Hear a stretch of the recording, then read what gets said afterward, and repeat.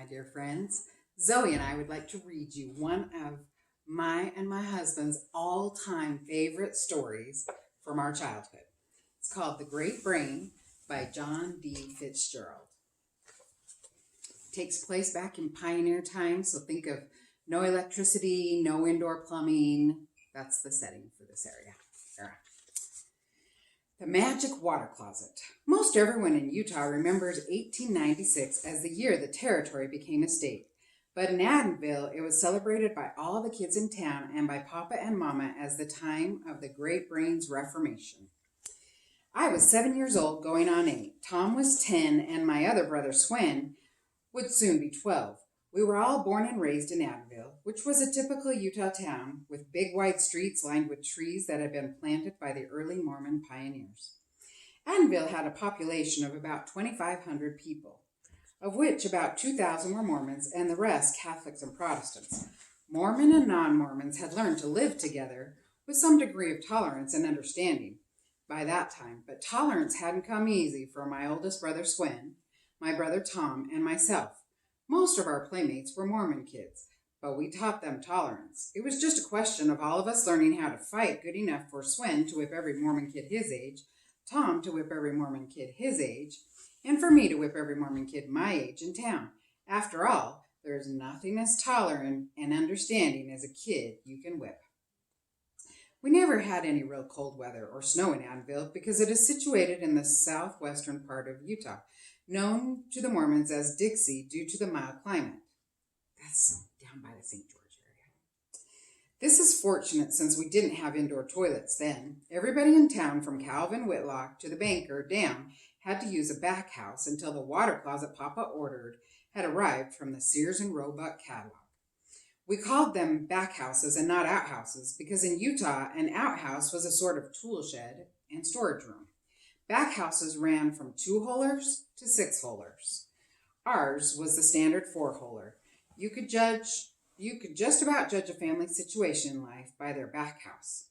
Just by looking at the Whitlock back house with its ornate scrolls, woodwork trim, and its fancy vent, you knew Calvin Whitlock was a person of means and influence in the community. If there was one man in all of Adamville who would order the first water closet ever seen in town, that man would be Papa. I thought Papa was the greatest man in the world, except for one weakness. Papa just couldn't resist ordering any new invention that he saw advertised in magazines or catalogs. Our big attic was filled with crazy inventions that didn't work. Papa was always threatening to write to the presidents of these companies and denounce them as swindlers, but he never did. I guess he was afraid they would write back and call him a fool for believing what they said in their advertisements. Papa was editor and publisher of the Adamville Weekly Advocate. You would think a man smart enough to be an editor and publisher would be smart enough not to let himself be swindled, which means tricked. But Papa kept right on ordering new inventions. It was no surprise to anybody in town when they learned Papa had ordered the first water closet most people had ever seen. The first Tom and I knew of it was the morning Fred Harvey walked into our backyard with a pick and shovel on his shoulder. He was the only plumber in town. He was a middle-aged man with a face that looked as if he had just taken a bite out of a sour pickle. He was known to be a very cranky person who didn't like kids. Mama said the reason Mr. Harvey didn't like kids was because he never had to put up with any of his own. It didn't sound quite right to me, but that's what Mama said. When Mr. Harvey came into our backyard, Tom and I were on the big back porch, which ran the width of our house. We were beating with sticks on Mama's wash tubs, pretending that we were drummers in a band. Tom had a grin on his freckled face as he banged away. He was the only one in our family who had freckles. Tom didn't look like Papa, and he didn't look like Mama, unless you put them together. Then you could see that his hair was a cross between Papa's dark hair and Mama's blonde hair, and that he had Papa's nose and mouth, and he had Mama's stubborn chin. Where the freckles came from was a mystery. I took after Papa and had curly black hair and dark eyes. My other brother Swen took after the Danish grandfather of whom he was named. He had blonde hair and a stubborn Danish chin. Tom and I heard the clanking sound of the pick and shovel being dropped to the ground by Mr. Harvey over the sound of our beating on the drums with the beating on the washtub. We stopped and turned around to watch. Mr. Harvey pulled a bandana handkerchief from his overall pocket and blew his nose loudly. Then he looked at us as if he resented our being on our own back porch. "Why aren't you kids in school?" he demanded. "Because there isn't any school today," Tom said, glaring back at Mr. Harvey. "And there might not be any school for a whole week." "And why not?" Mr. Harvey asked. "Because Mrs. Thatcher is sick," Tom answered. Mr. Harvey certainly knew that Miss Thatcher taught the 1st through 6th grades in our one-room schoolhouse. He also knew that when she was sick, there wasn't any school for any kid in town. "I guess this is kind of upsetting. If I'd have known that," he said, as if angry, "I wouldn't have taken this job." Tom and I watched Mr. Harvey start to dig a hole in our backyard.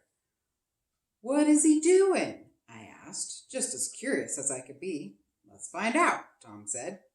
We left the porch and approached Mr. Harvey. "Why you digging a hole?" Tom asked, polite as all get out. "To bury nosy little boys in," Mr. Harvey said gruffly. "Now get away from me and leave me to my work." "Come on, J.D., Tom said, heading back to the porch. "We'll ask Mama." My brother and I always called each other by our initials because that was the way Papa addressed us. We all had the same middle initial because we all had the same middle name of Dennis, just like Papa. More than 200 years before I was born, an ancestor of ours named Dennis betrayed 6 of his cousins to the English during the rebellion of County Meath, Ireland. His father decreed that all male Fitzgeralds must bear the middle name of Dennis to remind them of the cowardice of his son. I followed Tom into our big kitchen with its 10-foot wide coal-burning range. Mama was kneading bread dough on the big table as we entered. I had never seen Mama's hands idle, which means still or not busy. They were busy hands, sewing, mending, cooking, washing, knitting, and always moving. Mama's blonde hair was piled high in braids on her head. The sunshine coming through the kitchen window and striking Mama's head made her hair look like golden sunlight. She looked at us and smiled. "What have you 2 boys on your mind?" she asked. "Why is Mr. Harvey digging a hole in our backyard?" Tom asked. "It is a cesspool for the water closet your father ordered from Sears and Roebuck," Mama answered. Aunt Bertha, who had lived with us since the death of her husband, was greasing a bread pan with bacon rind. She wasn't really our aunt, but we called her Aunt Bertha because she was just like one of the family. "This water closet business is the most foolish thing your husband ever did," she said to Mama. When Aunt Bertha criticized Papa, he was always Mama's husband. When Papa did something Aunt Bertha approved of, he became that man of ours. She was a big woman, with hands and feet like a man's, and gray hair she always wore in a bun at the nape of her neck. Tom scratched his freckled nose as wrinkles appeared on his high forehead. "You put china in a china closet," he said slowly. "You put clothes in a clothes closet. You put linen in a linen closet. But how can you put water in a water closet?" I was dumbfounded. It was the first time in my life I had ever heard my brother, with his great brain, admit he didn't know everything. Every year when Papa renewed his subscription to the New York World they sent him, the World Almanac, while Swen and I read books like Black Beauty and Huckleberry Finn, Tom read the World Almanac and the set of encyclopedias in our bookcase, which is really what the internet was before the internet existed. It was a set of books that told you about everything there was that they knew about back then. Tom said his great brain had to know everything. "The water closet is a toilet you have inside your house," Mama explained. "That is why your father had Mr. Jameson partition off that room in the bathroom." So back then, a bathroom would have just had a tin tub on the floor that you would have heated up water on the coal-burning stove and poured into the tub and had your bath.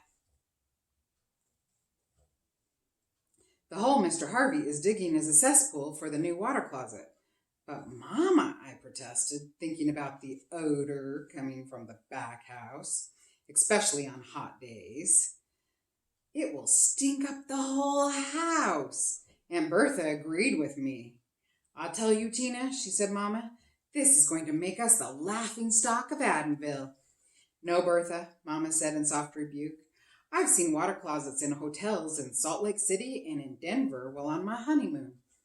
I assure you, they are very convenient and sanitary. I remembered how I couldn't believe you could get water without a pump until they built the Adamville Reservoir, and Papa had explained how the reservoir, being on higher ground, forced the water through the pipes. And when Mr. Harvey had installed our hot water heater, and we got hot water right out of the tap, I thought it was a miracle. But a back house in our bathroom was beyond my wildest imaginations. I was positive that Papa had been swindled again on another crazy invention. Tom and I went back outside to the porch. We watched as Mr. Harvey continued to dig the cesspool. In a little while, Sammy Leeds, Danny Forrester, and Andy Anderson came into our backyard. Mr. Harvey chased them away and told them to stay out of the backyard while he was working. Tom and I sat on the porch watching until lunchtime.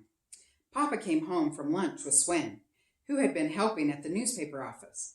Mr. Harvey came to our back door. He demanded that Papa keep all the kids out of the backyard while he was working. Papa told Swen to remain home and see that this was done. Can we watch from the back porch? Tom asked. Yes, Papa agreed, but stay out of the yard. I could tell from the conniving look on Tom's face during lunch that his great brain was working like 60 to turn this into his financial advantage. He disappeared right after lunch. I went out to the back porch with Swen. Mr. Harvey had just finished eating his own lunch, which he had brought in a shoebox. He went to the hydrant and got a drink of water, which would have been a handled pump that they got water from, and then went to work. Mama had asked him to have lunch with us, but Mr. Harvey had refused. Swen and I sat on the railing of the back porch watching. Think you'll have any fights keeping the kids out of the backyard? I asked hopefully. There's nobody left to fight, Swen said, as if regretting it. Maybe when Papa and Mama send you to Salt Lake City to school next fall, you'll find some kids there to fight, I said, wanting to cheer him up. He shook his head sadly. It's a Catholic academy, J.D., and I don't believe the sisters or the priests who teach there will allow any fighting. I thought ahead to the time when I would be graduating from the 6th grade in Adamville like Swen would in June of that year. I, too, would be sent to school in Salt Lake City. The thought scared me and made my mouth go dry. I went into the kitchen to get a drink of water. Just as the door leading to our side porch was thrust open, I stared bug-eyed as I watched Tom come through the hallway that separated our kitchen and dining room, followed by 10 kids. Is it all right, Mama? Tom said as if he led 10 kids into our kitchen every day. Papa ordered Swen to keep the kids out of the backyard while Mr. Harvey is digging. But Papa said it was all right to watch from the porch.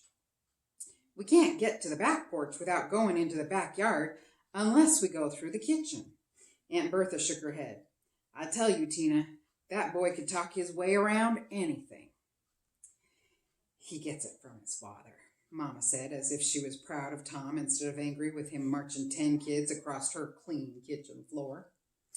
I couldn't believe my eyes as I watched Mama go into the pantry and return with a big crock jar full with cookies.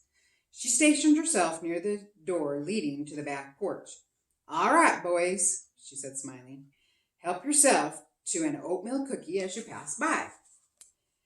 I had to fall in line last to get one of my own mother's cookies.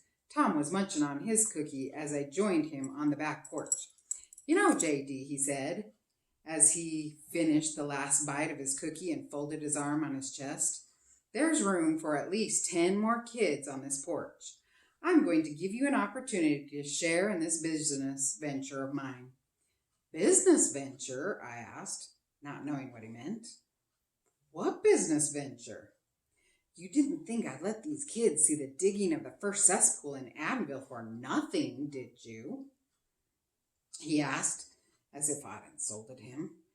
I charged them a penny apiece. Now, back then, you could buy a lot more for a penny than you can now.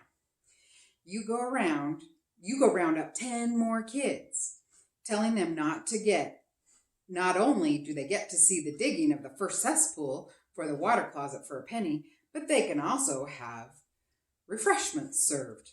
Collect the money in advance. No credits, no promises. "How do you know Mama will give them a cookie?" I asked. "She has to," Tom said confidently, "because she gave all the other kids a cookie." "What do I get out of it?" I asked. I knew from past experience that it always pays to spell out the terms when making a business deal with my brother. "I'll pay you a commission of 1 penny for each 5 kids, Tom answered. "If you round up 10 more kids, you will get 2 cents. How proud I was. A half hour later, as I marched 10 kids into our kitchen and told them to line up to receive one of Mama's delicious oatmeal cookies. Mama's attitude puzzled me. She didn't look pleased and proud as she had with Tom. I caught her giving me a funny look as she held the cookie jar out and each kid helped himself to a cookie. I was at the end of the line and was all set to have another cookie when Mama snapped the lid back on the jar. "You had a cookie, John D., she said. "Please inform Tom D. that the cookie jar is empty." I wasn't prepared to serve cookies to every boy in town. I thought Mr. Harvey would be mad, as all get out at having 20 kids watching him, but as the afternoon wore on, he seemed to like playing to an audience, especially when it hit a big rock, which he had to lift out of the hole. It was a heavy rock for one man to lift. All the kids applauded. Mr. Harvey looked up at us and appeared to almost, but not quite, smile. When Mr. Harvey quit work that day, he told Mama to tell Papa that it would take 2 more days to finish the cesspool. "Did you hear that, J.D.?" Tom said, rubbing his hands together. "I knew my great brain would make me a fortune one day. 20 kids tomorrow and 20 more the day after. That adds up to 40 cents. "How about me?" I asked, not wanting to be frozen out of this financial bonanza. "I'm sorry, J.D.," he said, patting my shoulder, "but you know what Mama said about the cookie jar. That means I'll have to buy some ginger snaps myself to serve as refreshments." The next morning, I went with Tom to the Zion's Cooperative Mercantile Institution, which was a name given to the stores all over Utah, which were owned by the Mormon Church.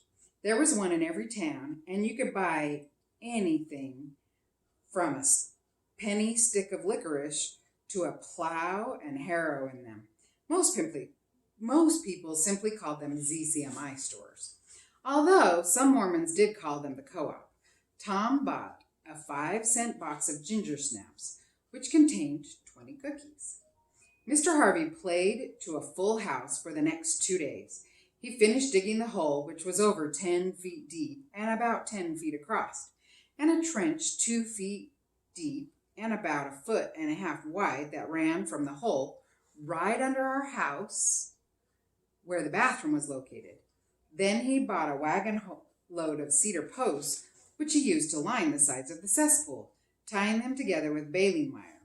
He also brought clay pipe, which he laid in the trench and filled the joints in with mortar. Then he covered the cesspool with cedar posts and boards over which he put 2 feet of dirt.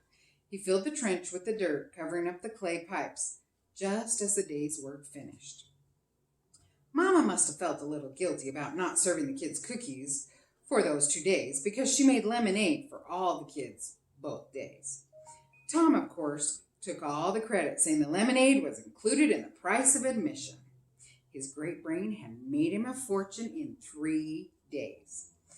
The failure of the new invention Papa ordered was always made all the more embarrassing because he bragged about them all in advance. The water closet was no exception. Everybody in town knew about it long before it arrived.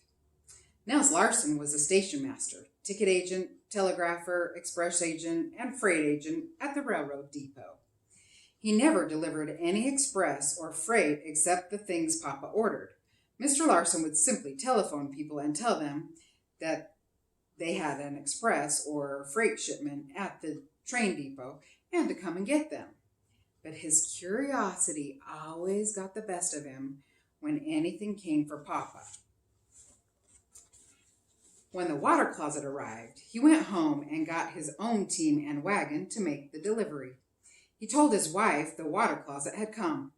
Mr. Larson got right on the phone to spread the news all over town. By the time Mr. Larson had returned to the depot and loaded the crates containing the water closet, his wife had let everybody know that today was the day.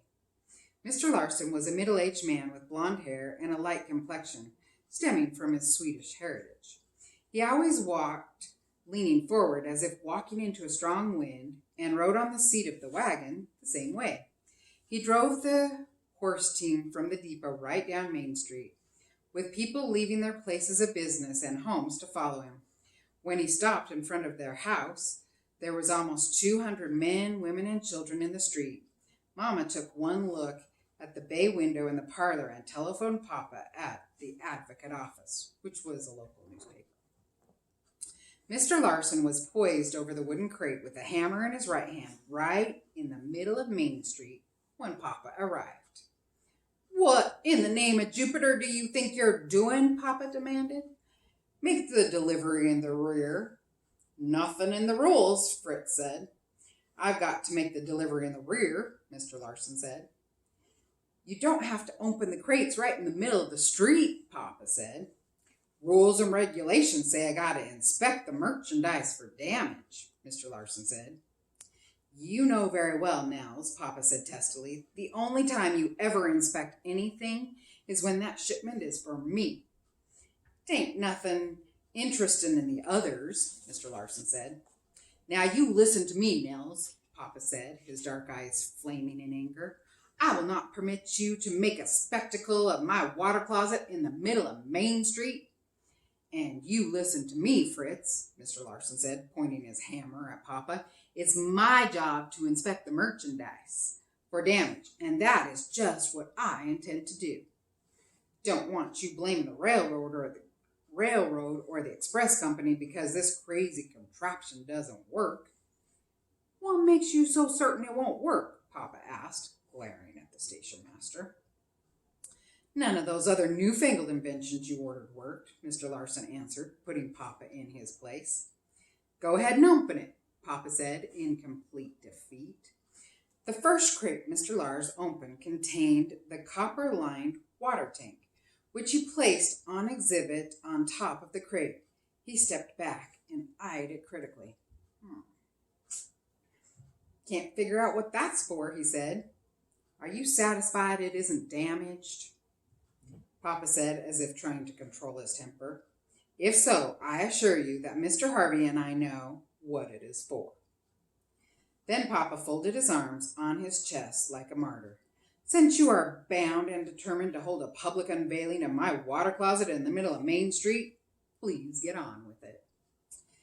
"No reason to get sore," Mr. Larson said indignantly, "just because a man is doing his job according to the rules and regulations." The next crate contained the big brass pipe that we all later learned connected the water tank near the ceiling to the bowl on the floor. Mr. Larson held it up as if it were a spyglass. "You've been swindled again," he said to Papa as he laid the pipe down. Papa was positively fuming as Mr. Larson opened the next crate, which contained the porcelain bowl. Mr. Larson placed it like a trophy on top of the crate for all to see. It was beginning to make sense, Mr. Larson had to admit, but that bowl is just plumb too big for kids. "Just determine if it's damaged and get on with it," Papa said, so angry he turned his back on Mr. Larson. It wasn't until the station master removed the wooden toilet seat that his skepticism began to vanish. He held it up in front of his face as if it were a picture frame, as he slowly turned around for all to see. Because back then, in the back house, you just cut the hole the size you needed it. There was no lid to lift. You just sat right on the wood. So they hadn't seen anything that would have the toilet seat, which would make it more comfortable to sit on. Think about how your toilet works. "Is this a thingamabob you sit on?" he shouted as if making a great discovery. There were many oohs and ahs from the crowd, who were used to sitting on boards with holes cut in them. Imagine that. Get a splinter in a place you wouldn't want one. Papa then sent me to fetch Mr. Harvey, and I thought from the way Papa's jaw was puffed up that he would explode before I returned it to the plumber, but he didn't. Mr. Harvey and I arrived just as the public unveiling of our water closet on Main Street came to a close. Mr. Harvey pushed Mr. Larson to one side and began searching through the crates until he found a big brown envelope containing the instructions for assembling the water closet. Then he and Papa's troubles began. Every man, woman, and child who could get their hands on any part of the water closet as it was being carried into our bathroom thought their help entitled them to remain and watch it being assembled. "Make everybody clear out of here," Mr. Harvey said to Papa as he plunked his tool case down on the bathroom floor. "Can't do a bloomin' thing with all these people hanging around in here." Papa asked everybody to leave. Nobody budged an inch until Papa promised that they could see the water closet and how it worked after it was assembled. He even made Swen, Tom, and me leave. The crowd broke up into small groups in our backyard and out on the front lawn. They spoke in hushed whispers, as people do at funerals. I wandered from group to group listening. The more I listened, the more humiliated I became. "Wouldn't want one of those things in my house," I heard Dave Teller, the shoemaker, telling a small group. "It's bound to stink up the whole house." "Not only the house," Mr. Carter, who worked at the creamery, said, "but the whole neighborhood. If that cesspool caves in during a rainstorm, whew." My friend Howard Kay didn't help matters as he sidled up to me as if ashamed of being seen with me. "Gosh, John," he whispered, "folks are saying your Papa has gone plumb loco, putting a back house in your bathroom." He put his fingers to his nose. "Pay you? I'd hate to be living in your house." It was too much for me. I held back tears of humiliation until I ran upstairs to my room I shared with Tom. I flung myself on the bed and began to cry. I had always been proud of Papa, in spite of his buying crazy inventions that didn't work. But this time he had gone too far. He had done what Aunt Bertha said he would do. He had made us Fitzgeralds the laughing stock of Addenville. Nobody would come to our house anymore. How would Mama entertain the ladies' sewing circle in a house that smelled like a back house? It would be the same as entertaining it in our old back house. I visualized callers in our house stopping at the front gate and putting clothespins on their noses before entering our home. I don't know for how long I lay there crying with shame before I heard the terrifying clanging and banging as if somebody had dropped a lot of pans and kettles off our roof. I dropped to my knees. I was positive the water closet had exploded.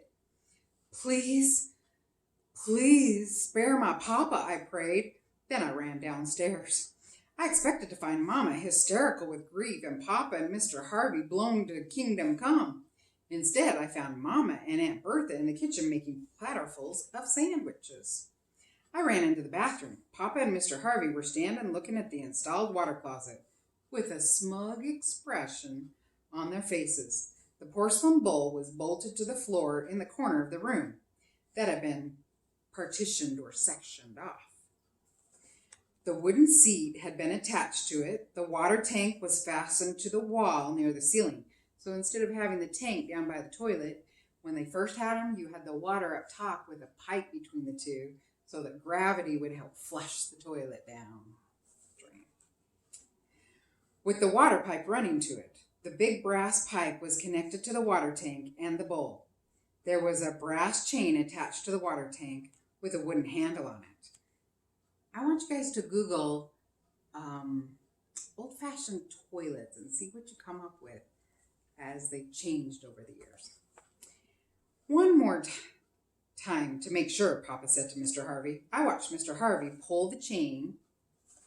There was a clanging sound and the water rushed down the brass pipe from the water tank into the porcelain bowl, filling it up, and then suddenly the water in the bowl disappeared.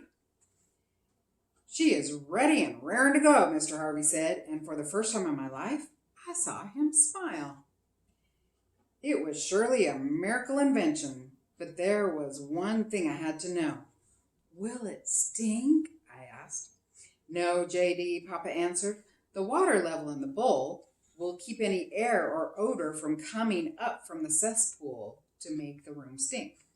I was so happy that I felt like doing a jig as I followed Papa to the back porch. I watched Papa clasp his hands behind his back and teeter on his heels. Ladies and gentlemen, Papa announced to the crowd, I am pleased to report that Mr. Harvey and I have successfully installed the first water closet in Addenville. You will be admitted in small groups of not more than 6 at a time.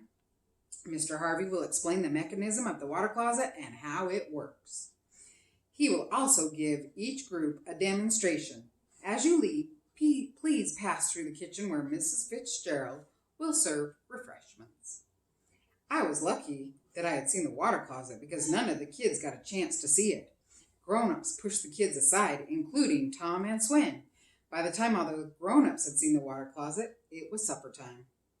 A howl of protest went up from the kids, but their parents made them go home. My brother Tom must have immediately put his great brain to work on how to capitalize on this, because the next morning he told me to follow him to the barn. Run down to the ZCMI store and get a cardboard box, he said as we entered the barn. I'll need a piece of cardboard to make a sign. I was curious as all get out when I returned with the cardboard box that contained cans of condensed milk. I watched fascinated as Tom used his jackknife to cut out one of the sides of the box. Then he laid the piece of cardboard on a bale of hay and took a package of crayons from his pocket. My admiration for his great brain turned to complete awe as I read the sign he printed on the piece of cardboard. See the magic water closet that doesn't stink. Admission, 1 penny cash. No promises or credit. Tom then picked up a stick. After punching 2 holes in a piece of cardboard, he tied the sign to the stick with twine. Now, J.D., he said, I want to hire you to be a barker and make a pitch for my new business venture. Barker? I asked, not knowing what the word meant. And what is pitch? Remember last summer when Colonel Schaefer's medicine show came to town, Tom asked. I nodded. Remember how Colonel Schaefer stood on the tailgate of his medicine show wagon with the Indian he had with him beating on a tom-tom and the colonel making a speech? Well, I asked the colonel about it, and he told me that to attract a crowd, you have to have a barker and make a pitch.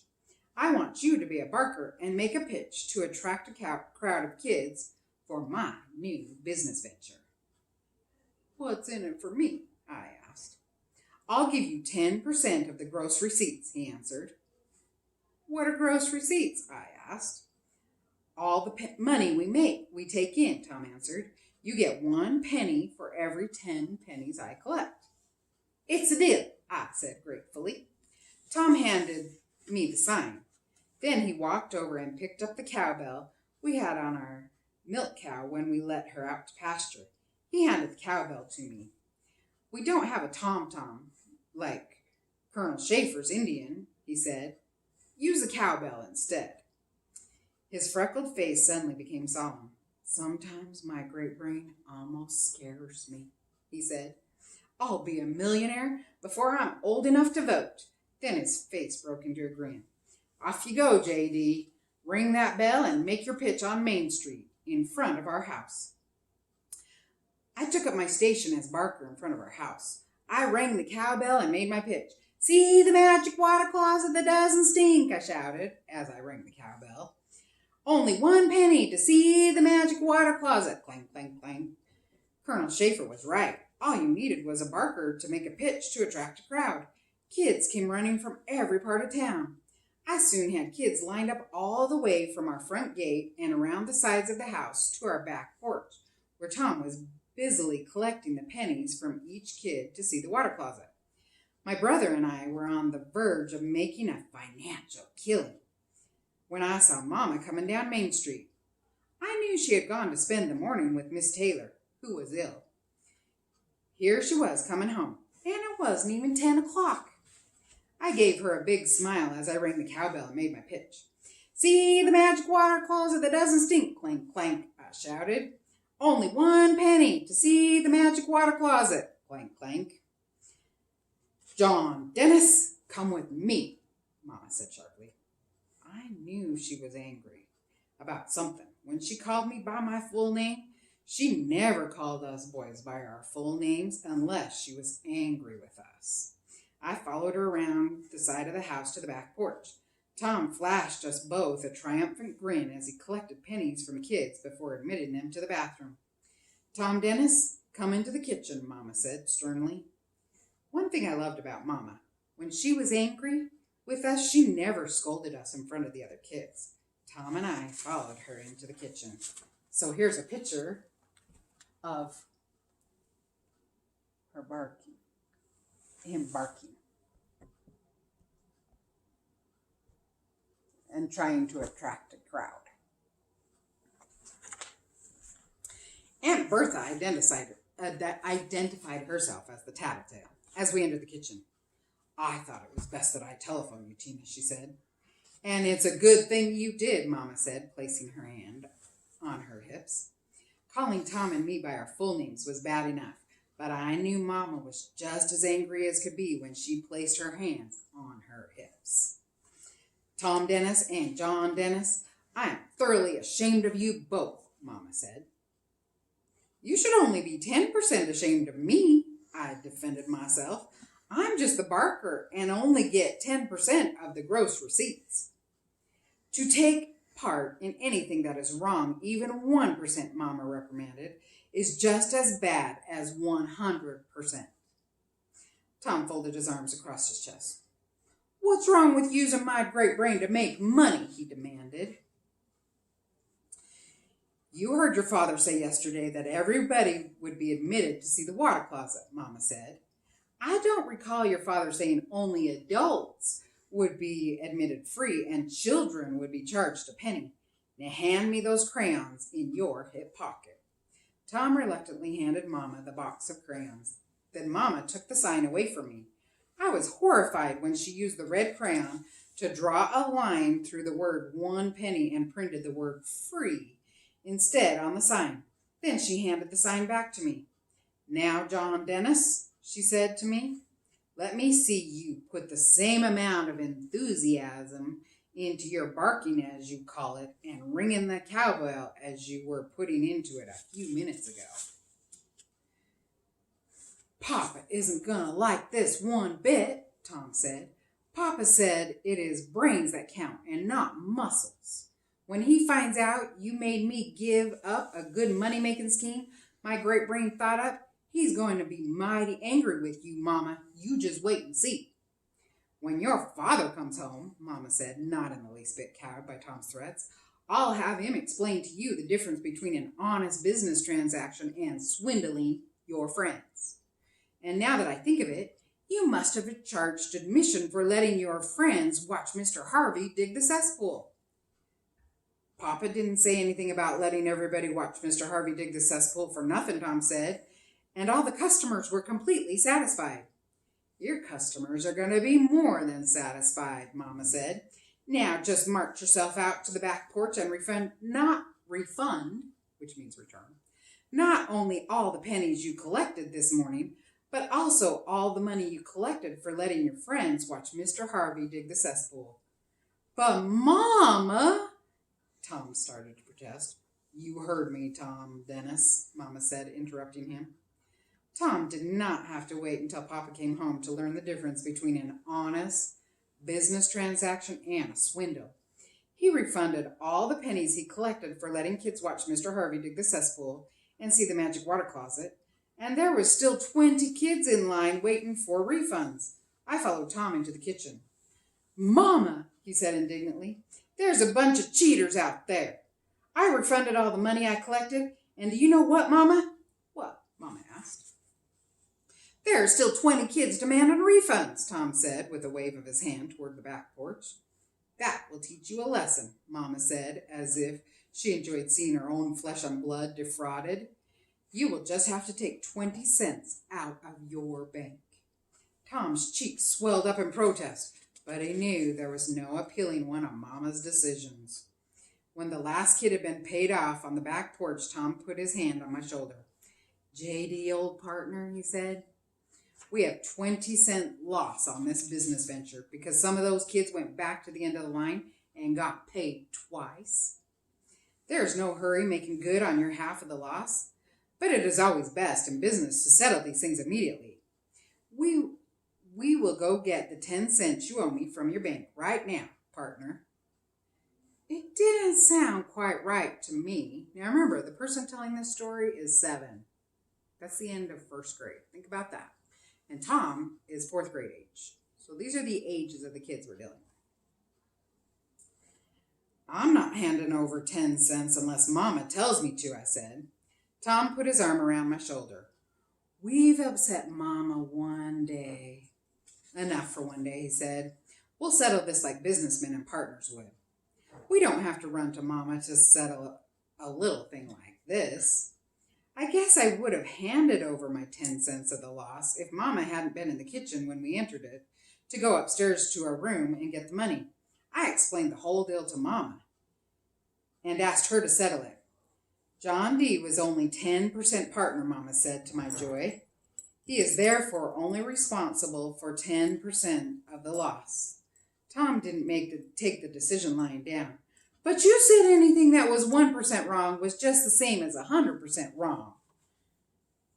That makes J.D. a full partner." Mama wasn't swayed by Tom's brilliant defense. "I was speaking of morals," she said. "Morally, J.D. is as guilty as you. But looking at it from a business angle, you would have pocketed 90% of the profits if Aunt Bertha hadn't phoned me. That makes you responsible for 90% of the loss." Tom knew the decision was final. "All right, J.D., he said. I'll settle for 2 cents. "Just one moment, boys," Mama said.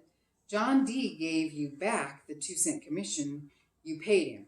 He wasn't your partner when Mr. Harvey was digging the cesspool. He was working for you on straight commission. That makes you 2 even." It was the first time that my brother's great brain had cost him money. I was positive Tom would carry the scar of this financial catastrophe to his grave.